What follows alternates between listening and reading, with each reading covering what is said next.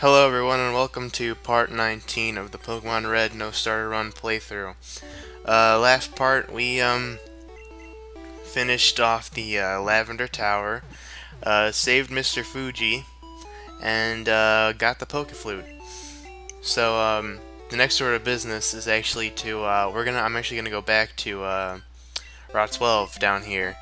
If you recall back when I did the part with Justin actually. I was going to explore down here a little bit and just get to the part where you meet Snorlax and be like, well, that's all we can explore so far. But there are a lot of water type trainers here, so I wanted my electric type before I did this part. So now that I have Jolteon, these guys will be no problem, and Jolteon will get a few levels. So that's always good. I was just making sure that was the guy I fought beforehand. But yeah, in this part, like I said, we're actually finally going to get our water-type Pokemon, which is actually why I'm kind of going down here first. Like I said, the main goal here is to get to Fuchsia City, which there are two ways you can take. You could take this route, 12, all the way down. Eventually it'll lead into a different route. I think, if my guess, it'd probably be 13. And it's long as hell. There are so many trainers. And I usually don't take that way. I do go that way eventually just for the levels and to fight all the trainers, because, oh boy, there are a lot. And I will be doing that after I do get the badge. Actually, with this session, I did get the badge. So my next session, I'm going to be doing that. And there are going to be a lot of trainer battles, so I'm probably going to have a guest commentator probably twice in a row, because yeah, that's how long it's gonna take. There are probably a lot of new Pokemon to show off too, so yeah, that's gonna be a doozy, but I'll worry about that once we get there. So the main reason I'm going this way first is because there's a house past where the Snorlax is, and that is another one of the fishing gurus, as you recall back in Vermilion, which is actually to the left of the Snorlax, if you recall that as well. The guy right next to the Pokemon Center gave us the Old Rod, and like I said, when we got that, the Old Rod only can get us Magikarp, and I don't really want a Gyarados just because, meh, I've already used the Gyarados before, I don't really want to use it too much, and yeah, I said, change it up a bit and use a water Pokemon I've never used. So this fishing guru here past the Snorlax will give us the Super Rod, and the Super Rod will be able to catch a lot more Pokemon. And that's kind of what I was getting to, like later on, if how I always do the whatchamacallit. I list off the Pokemon that you can catch in the route, and there are a lot of fishing, but I decided not to say those because we can't fish anyway, and because we only have the Old Rod, so we wouldn't be able to catching those Pokemon either. So now that we're finally gonna get the Super Rod, and then later on the Good Rod, I guess I don't know. I was thinking about maybe I could list off all the Pokemon you could catch via fishing, but the list is pretty long, guys, so, and they're all just water type Pokemon, so if you're curious about what type water Pokemon, how you can find certain water type Pokemon, I'd say just Google search it yourself, or Bulbapedia it, because if I were to go through a route and list all the Pokemon you could catch as well as the ones that you could fish, I'd be here for a good couple minutes just listing off Pokemon, and I don't know how boring that gets, because I do it enough whenever I go on a new route, and I don't know if that seems boring or kind of stupid, but anyway, we're here at the Snorlax. Yes, it is level 30, so be prepared, because your Pokemon could die. I think Jolteon actually kicks the bucket here. But the thing that makes this a pain in the ass is not only is its catch rate really high, or really low, whatever is bad.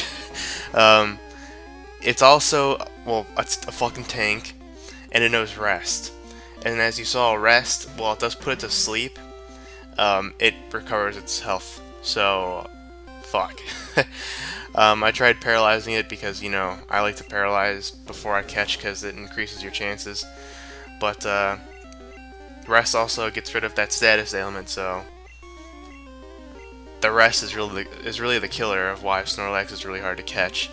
Not only that, like I said, it's pretty strong, so I did use Golem here because the headbutt shouldn't do too much on Golem, but yeah, as you see here, the rest is just killing it, man. It's just, ugh, it's so annoying. I mean, yeah, you can capitalize on it being asleep to catch it, because sleep, it actually increases your chances more than paralysis does, but, you know, like I said back when I was explaining my whole love for paralysis, sleep doesn't last forever, you know?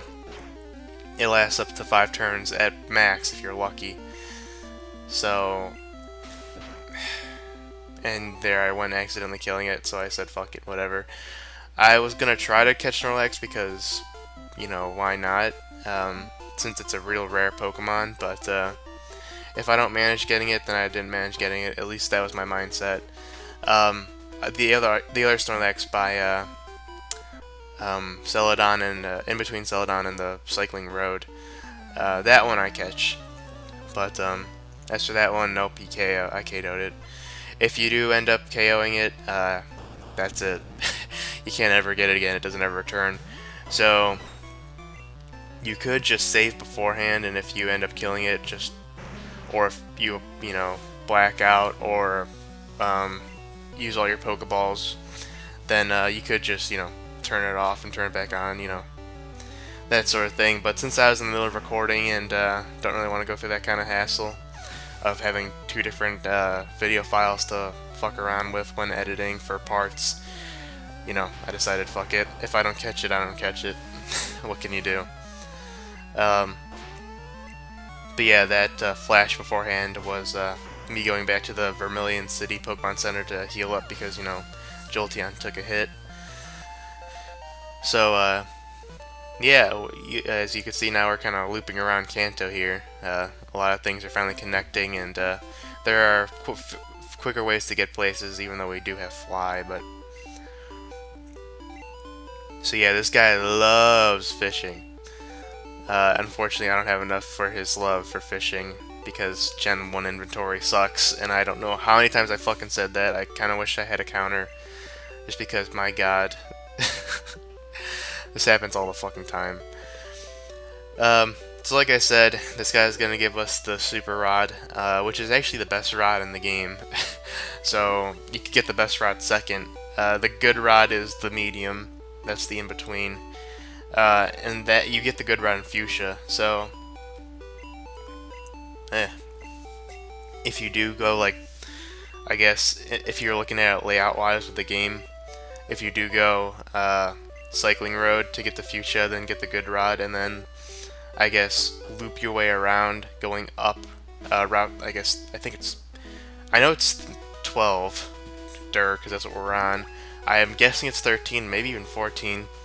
If you loop your way around that and get back to Lavender Town, I guess that's how they kind of imagine you doing it, or going about the region. So yeah, as you can see, using the Super Rod, I can land better Water-type Pokemon. So this is Goldeen. This isn't the Water Pokemon I want. I don't really want it. I mean, I guess, fuck yeah, Sea King, but not for me. I had my eyes on a different Pokemon, and the first place I could actually find it where I could catch it was over here. I guess it was kind of the closest. I don't think you could catch it on Route 12. I didn't really see it listed there. But if you want the Pokemon which I'm going to get, which is not Krabby. I forgot I didn't cut that out. This one I cut out. There we go. Shelder. So if you want one of these, like, they're over here. They're probably over other bajillion places as well. They're also in a cave later on by the 7th badge. At least I think. Don't quote me on it. But, yeah, if you want them, here they are. The reason why I want Shelder, it's got good defense, good attack. Its special is, I think, maybe mediocre, which isn't too great for Gen 1, just because most of the water type moves are kind of special based. But the thing that really drew me towards it was when it evolves into Cloyster, it also gains a ice typing, and we're definitely gonna need. I at least recommend having at least a Pokemon that knows an ice type move by the end of the game. And it's just for one of the Elite Four members. It'll make it a lot easy on yourself. So I figured, you know, having a water ice type would be nice. So that way I can get the stat bonus for my ice type moves when I need them.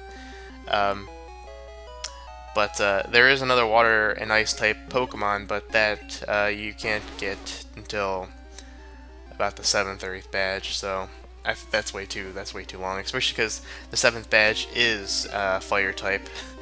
So I would like my water type, you know, before then. So I figured, you know what, let's go with Shelder. Why not? We'll give him a shot. So obviously here I am getting Shelder. Got rid of Nidoking, don't really need it anymore. I'm still holding on to Ducks, just because, you know, HM slave. So I kind of have pretty much a team going here already, because everything besides Ducks is a permanent member now, unless, you know, Shelder or Vulpix somehow fuck up. But I don't really see that happening. Just, well, kind of cross my fingers there, but don't really see it happening. But as far as Ducks, I don't know. I'm kind of considering just keeping him there, just because of the HM bitch. Don't really want to teach anyone else cut, and you do need to cut here from time to time. And not only that, I like fly, but I'm not a big fan of flying types. Just because, you know, flying types I generally use to beat grass, bug, and fighting. Grass and bug, Vulpix gots. He gots it. Plural form was bad. He got it. You know, he can take those types. And fucking Alakazam. Wow, I'm tired. Alakazam can take the fighting types. So I don't really see a need for having a permanent like flying type member that I actually use, so I don't know, I guess. Long story short, I'm probably just going to keep Ducks just for sake of HM Slave. And here I am trying to teach Shelder some moves, because I think at this point all it knew was Tackle and Withdraw, which is just it's just a stat raising move, it just raises your defense. I'm also trying to teach it Ice Beam that I got a long time ago. Well, not too long ago. It was back when we were in the Celadon department store. But I couldn't remember what number it was for the life of me. So here I was for the longest time. Eventually I cut it out, or skip to when I finally find it. So here I am withdrawing and depositing like 2 or 3 TMs at a time, trying to find Ice Beam. And I'm having the fucking hardest time. Yep, see. I stand behind that full-heartedly. The item system in this game is really bad. Sure, you can say it's an old game, and that's kind of why, but after you play the other gens, you just get so used to how great the other systems are handled, and it's just, the system sucks. It sucks. But yeah, so now that we got the Super Rod, finally caught my Shelder. I don't really have any more reason to go further down Route 12. We will later on, but as for now, this way is the way to Cycling Road. This is the quickest way, and probably the way I recommend to get to Fuchsia City. But we have another Snorlax blocking the way, so just use your Poke Flute again and wake that bitch up. And like I said, this is the one I catch, and these are, like I've been hinting at the whole time, and I can't stress this enough, these are the only 2 in the game. If you KO these, or run away, or, I don't know, if you black out, you'll have a chance of catching it again. But at least I think. That's never really happened to me. But if you want these, you only got 2 shots, so make them count. And as you saw, I just kind of skipped there just because it took a while, either that or I said fuck it, and I was just going to skip the battle entirely because I just planned on KOing it.